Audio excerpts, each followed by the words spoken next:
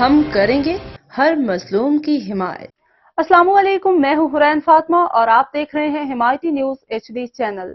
نظر ڈالتے ہیں آج کی اہم خبروں پر۔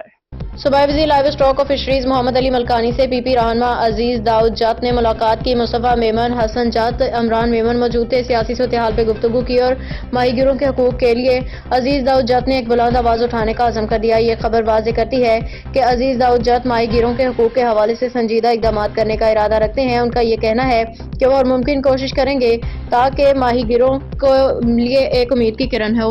انہوں نے اس بات پر روشنی ڈالی کہ جون سے اگست تک کے مہینے ماہی گیروں کے لیے نہایت مشکل ہوتے ہیں کیونکہ اس دوران ان کے روزگار کے ذرائع محدود ہو جاتے ہیں۔ ان کی اپیل کے اعلیٰ حکام سے یہ ظاہر کرتی ہے کہ وہ ماہی گیروں کے مسائل کو بڑے پیمانے پہ اجاگر کرنا چاہتے ہیں۔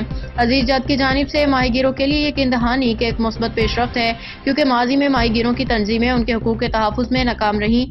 ان کی قیادت کو لٹ بستی، ریڈی کوٹ، چشمہ کوٹ اور ابراہیم حیدری کے ماہی گیروں کے لیے امید کے طور پہ دیکھا جا رہا ہے۔ یہ کوشش ماہی گیروں کی زندگی میں ایک نیا باب کھول سکتی ہے، ان کی معاشی مسائل کو کم کرنے میں مددگار ثابت ہو سکتی ہے۔ حاکم علی دل کی رپورٹ۔